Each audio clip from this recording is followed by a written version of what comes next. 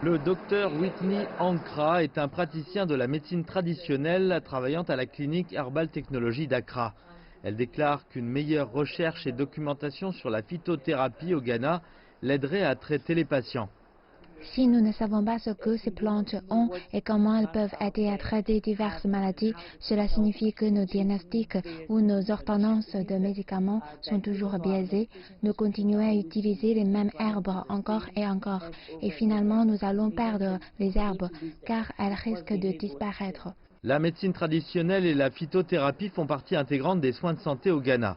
Cependant, les connaissances autochtones sur les médicaments à base de plantes de nombreuses cultures ghanéennes n'ont pas encore été étudiées. L'Organisation mondiale de la santé estime qu'environ 80% des pays en développement dépendent des médicaments traditionnels pour leurs besoins en soins de santé primaires. Au Ghana, l'histoire des plantes et herbes médicinales, telles que celles vendues sur ce marché, s'est transmise grâce à la tradition orale et est en grande partie non écrite. Le Ghana a maintenant mis en place un organisme chargé de surveiller et de réglementer les herbes utilisées par les guérisseurs pour éviter leur extinction due à une utilisation excessive.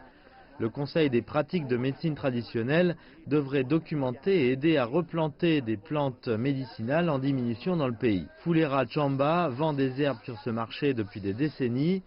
Elle dit que certaines plantes sont en danger en raison de la déforestation dans certaines régions. Ce serait formidable de documenter ces herbes. Cela pourrait aider beaucoup de gens à les identifier facilement quand ils viendront au marché pour les acheter. Les praticiens disent que davantage de financement est également nécessaire pour la recherche sur la médecine par les plantes. Il y a beaucoup de perspectives, mais très peu de fonds.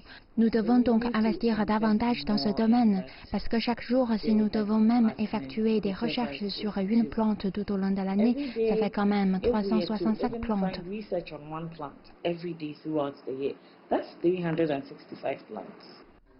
Le docteur Ankra déclare que la recherche et la documentation sur la médecine par les plantes pourraient stimuler la pratique de la médecine traditionnelle à base de plantes au Ghana. Elle pense que cela pourrait donner aux praticiens, comme elle, plus de solutions alternatives en utilisant des herbes dans le traitement de leurs patients, tout en préservant le patrimoine du pays.